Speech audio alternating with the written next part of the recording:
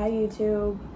I literally have not made a YouTube video since like 2017 and I used to love it so much. Like the filming, the editing, the creative process used to like really get my wheels going, and I just really wanted to like do something creative, so I thought that I would try this again. I've been focusing on my career in STEM for the past couple years. I'm about to graduate and I'm now working in biotech, so I haven't like had a whole lot of opportunities to be creative. Not that biology can't be creative, but this is definitely like not something that I've been able to do. So I thought that I'd try it, especially because video essays are kind of trending again, which I love because I am a video essay enjoyer. Also, the creative in me is kind of screaming because this lighting is pretty bad, and I'm also filming with my phone because I don't have my camera. I left it at home at my parents' house, even though I haven't lived at home in like 4 years. I feel like it doesn't really matter though, because low-key, my iPhone 14 might have the same like quality of camera as the camera that I purchased in like 2016 anyways, so does it really matter? Does it really make a difference? I'm not sure. If you're also a video essay enjoyer, or you've just been online at all the past couple months, you might have noticed that there's been this huge surge of content about women's relationships with other women and that discourse. We've seen terms like pick me or girl's girl come up, and I think that in general this discourse can be a good thing because it can get us to reflect on our behavior towards other people, encourage empathy and stuff like that, community as women. But it's also brought up some interesting conversations on the side, and what I want to talk about today is a very specific phenomena that I've noticed on the internet in the past couple months that I don't think a lot of other creators have talked about. So I want to talk about a certain demographic of content creators that specifically make videos that are intended for a male audience, meaning everything they do and strategically plan is with the idea of the male gaze in mind. So before I get any further into talking about this, I want to make it clear exactly how I'm defining this type of creator, because I think it's really easy to misconstrue what I'm saying. I'm definitely not talking about girls who incidentally go viral and end up being sexualized by a large amount of male viewers, or girls who are just making content and existing and happen to be subjected to sexualization at a large scale, because we know that this is something that can happen, and there are girls that blow up because of being mass sexualized. I'm talking about creators that specifically plan and base their content on what they know their male viewers are getting off to. And sometimes these end up being advertisements for other exclusive content platforms such as OnlyFans. I'm not going to dive into the implications of sex work and how sex work impacts women both individually and as a whole, because I think that's a very complex and nuanced topic that probably deserves its own video. But I think that this phenomenon brings up an interesting question of how we even define sex work in the first place now that we're in this era of modern technology. I think that some people could watch this video and think that the women who make this type of content that I'm going to show you with the intent of sexually intriguing men in mind is sex work. And I'm not saying that I necessarily agree with that, but it is a type of argument that could be made. The content I'm specifically referring to here, though, is more so women who put out softcore content that might include suggestive dancing or sexual clickbait or jokes or commonly male interests that they know are going to garner that specific audience. I think it's often assumed at face value that these female content creators are doing some sort of advertisement for a pay-per-view content platform, but I found a number of examples of girls who don't have any kind of external platform like OnlyFans or fanfics, and they're just making their money solely off of Instagram or TikTok and pandering to this male audience. I also want to add that what is or isn't the male gaze is also very subjective, and I think that there's a lot more that could be said on why the male gaze exists and how we are socialized to view ourselves as women, and I'm not going to go super far into that either, but it's important to keep in mind that this might not be unanimously applicable. This is the most succinct summary I could find of what I mean when I say the male gaze, defined as the assumption in visual and creative arts that the default or desired audience consists of heterosexual males, and inclusion of women in the narrative or art should seek to please this audience with the objectification or sexualization of these depicted women. As a brief history lesson on where this term comes from, it was actually coined by film theorist Laura Mulvey in her 1973 essay, Visual Pleasure and Narrative Cinema, and this work really shaped the framework for the discussion around female sexualization and the male gaze. Mulvey writes, "The man controls the film fantasy and also emerges as the representative of power in a further sense, as the bearer of the look of the spectator, transferring it behind the screen to neutralize the extra-diegetic tendencies represented by women as a spectacle." So before I talk any more about my thoughts on this epidemic and how I think it impacts women and girls as a whole, I'm going to show you some examples of what I'm talking about.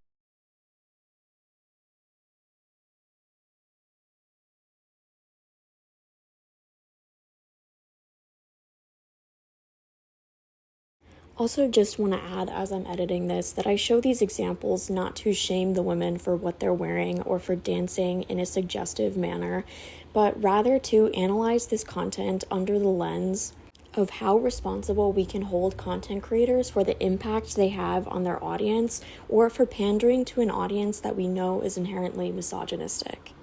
My goal of this video is to pose the question of whether it's ethical to girl boss feminism our way into further reinforcing a system that harms and objectifies women. So when I've talked about this phenomenon with other people, the general feedback that I get is, well, why do you care what these girls are doing? Why do you care that they're making this type of content and obviously making a lot of money off of it? And I don't think that this is a super easy answer. I think there's multiple things that we can take out of this phenomena from both a feminist and a sociological lens. The first thing that I think can be said about this type of content is that with any platform comes responsibility. Obviously, the internet is free realm for anyone to make any kind of content they want within the guise of whatever guidelines there are on the platform they're using, but I do believe that ethically, people who have a large audience have some kind of responsibility to uphold ethical standards. And I'm not saying that. What I mean by upholding ethical standards is not that dancing in a skimpy outfit is unethical. I mean specifically pandering to an audience that is regurgitating misogynistic comments and using this type of content to justify their own misogyny. I think this also brings up an interesting conversation on whether or not we should hold content creators responsible for the audience that they pander to. I don't think that it's unreasonable to hold people to some standard of thought and care before they put something onto the internet, especially if they have such a large platform. And I'm not sure that it's entirely ethical to pander to an audience that you know is probably underage boys who are regurgitating this very sexist narrative. If not just about hurting the girl who's reading those comments on her posts' feelings, you exist in the context of all in which you live and what came before you, as our hopefully future president once said. What you watch on social media and what you choose to consume online does not exist in a vacuum. When people scroll on social media, they are internalizing bits of information faster than you can even comprehend. Your brain is conceptualizing the things that you're taking in. And ultimately, you're going to pull your values and the way that you view the world from this content in part. So ultimately, yes, there's a big possibility that the boys who are watching these videos and liking the misogynistic comments talking about the color of a woman's genitalia are going to carry that narrative into the real world and affect women who didn't consent to being sexualized and don't want to be perceived in that way. But there has been a huge surge in cases of femicide, of social implications of misogyny, of sexual assault, etc. And I think that it's really important to take in consideration how we are socializing young boys to treat women. If we want to improve the statistics around domestic violence, sexual assault, workplace violence, etc., we have to consider what we are putting out into the world and what kind of content is being shown to boys who will ultimately carry that narrative into the real world when they talk to real women. Now that we live in an era where everything is so online and we're doing a lot of these conversations online, it's important to look at what is online and how that might be contributing to these rates of violence that are being seen. Violence, assault, and femicide don't just fall out of nothing. They come out of something that starts with an ideology. And this ideology could sprout out of something as seemingly harmless as a woman making a video that is pandering towards these men who want an excuse to talk about women in this manner. It's pretty clear also that with these type of content creators, they tend to play in to the misogynistic narrative that's going on in their comment section or with their male audience because they think that it creates some sort of camaraderie between them. But we can't deny that these are real ideologies and implications that will ultimately be carried into the real world outside of the internet.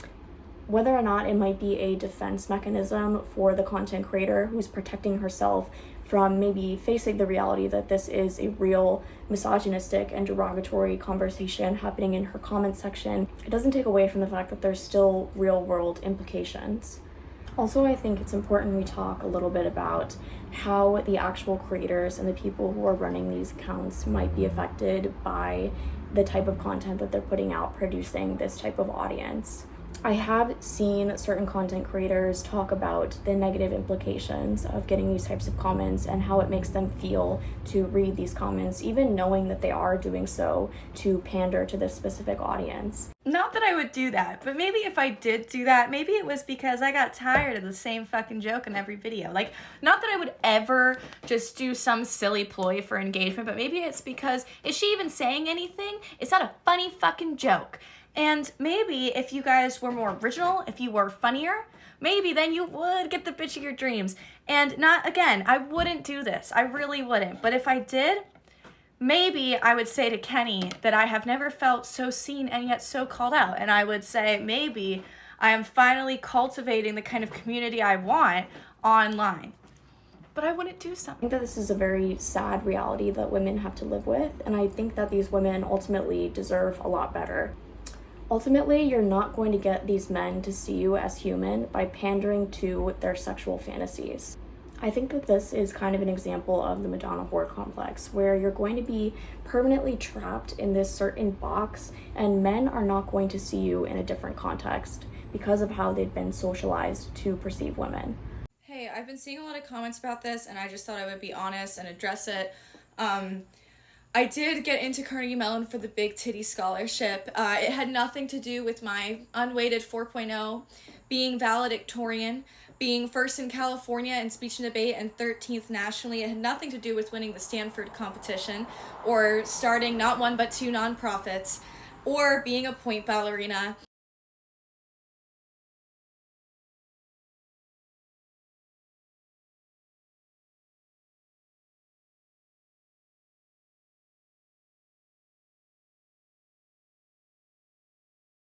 I don't think the solution is to get online and flaunt your GPA or your interests or your hobbies, because ultimately it doesn't matter to them. Once you've been placed in that box, it's very hard to get out of. All of that being said, I do think that there is a tangible solution to combating online misogyny, and that is learning how to decenter men from the things that you do in your day-to-day life.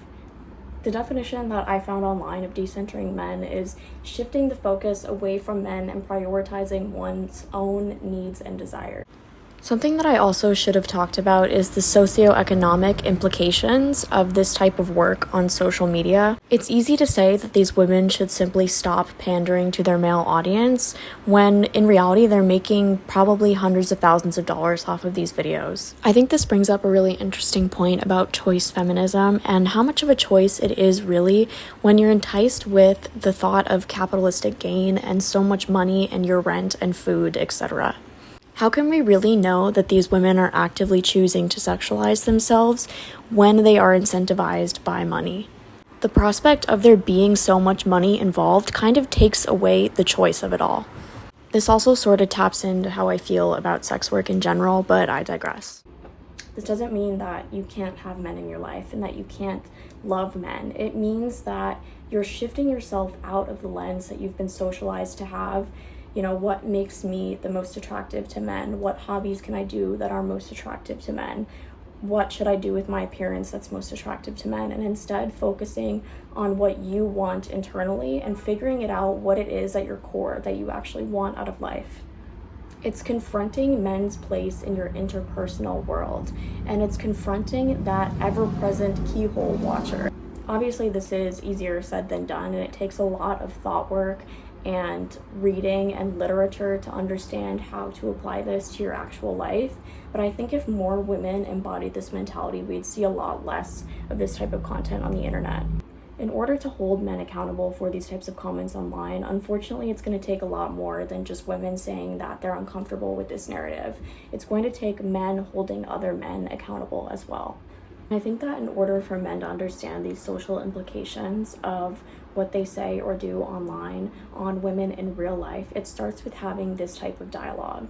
Please let me know your thoughts and comments on this particular topic. I love talking about these specific sociological phenomenons and feminism, and I would love to further this discussion or make more videos in the future. So let me know your thoughts. Thank you for watching.